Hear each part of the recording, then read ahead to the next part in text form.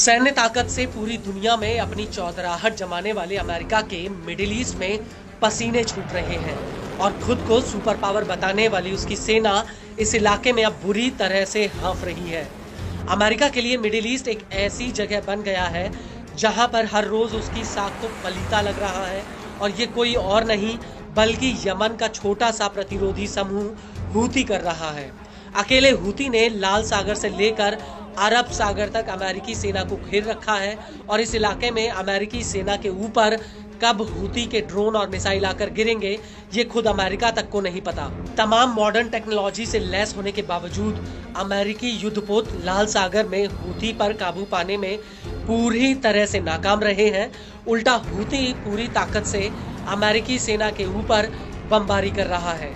लेकिन अब ऐसा लग रहा है कि अमेरिका लगातार अपनी नाक बचाने के लिए पूरी दुनिया से झूठ बोल रहा है और वो झूठ मिडिल ईस्ट में हो रही उसकी दुर्गति का है जिसे अमेरिका बार बार छिपाने की कोशिश कर रहा है। दरअसल अब अमेरिका का एक बहुत बड़ा झूठ सामने आया है। वो ये है कि अमेरिका ने कहा था कि लाल सागर में उसके युद्धपोत ने गलती से अमेरिकी सेना के F-18 लड़ाकू जेट्स को मार गिराया था। लेकिन अब हूती का कहना है कि ये जेट अमेरिकी सेना ने नहीं बल्कि उसके लड़ाकों ने मार गिराया था और अपनी इज्जत बचाने के लिए अमेरिका ने कहा था कि गलती से उसके ही युद्धपोत ने इस जहाज पर हमला किया था। दरअसल हूती के प्रवक्ता ब्रिगेडियर जनरल याह्या सारी ने इस हमले की पुष्टि की है। उनका कहना है कि हूती ने अमेरिकी सेना के खिलाफ 8 क्रूज मिसाइलें और 17 ड्रोन हमले किए हैं।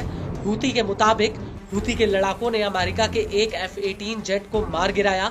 इसके अलावा अमेरिकी युद्धपोत ने जब यमन पर हमला करने की कोशिश की तो इस युद्धपोत पर भी हमला किया गया जिसकी वजह से अमेरिका के ज्यादातर लड़ाकू जेट्स को यमन का हवाई क्षेत्र छोड़कर उल्टा भागना पड़ा और ये सभी अंतर्राष्ट्रीय समुद्री इलाके में वापस चले गए।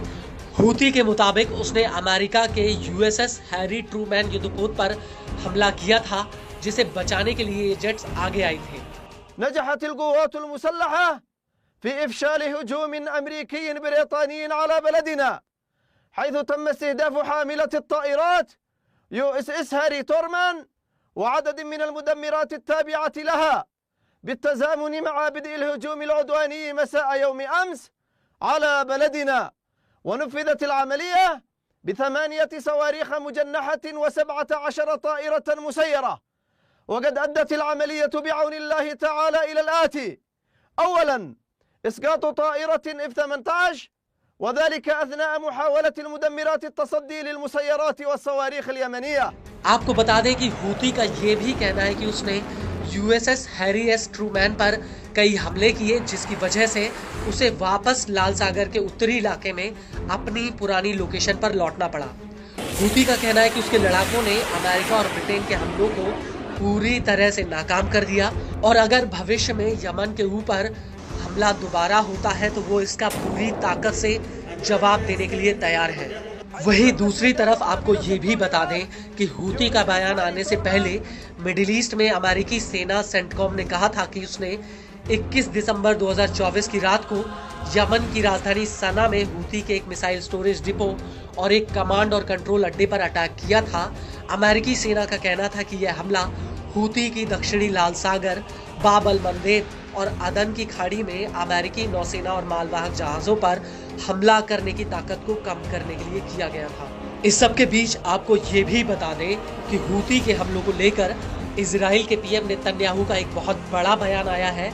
नेतन्याहू ने अपने बयान में कहा कि मिडिल ईस्ट में जो हाल उन्होंने दूसरे आतंकी संगठनों का किया है वही हाल वो हूती का भी करेंगे भले ही इसमें समय क्यों न लगे।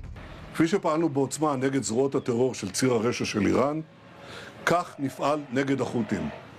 רק שבמקרה הזה אנחנו לא פועלים לבד. ארצות הברית וגם מדינות אחרות רואות כמונו את החות'ים כאיום לא רק על השייט הבינלאומי, על הסדר הבינלאומי. ולכן אנחנו נפעל בעוצמה, בנחישות ובתחכום. ואני אומר לכם שגם אם זה ייקח זמן, התוצאה תהיה אותה תוצאה. אותה תוצאה כמו מול זרועות הטרור האחרות.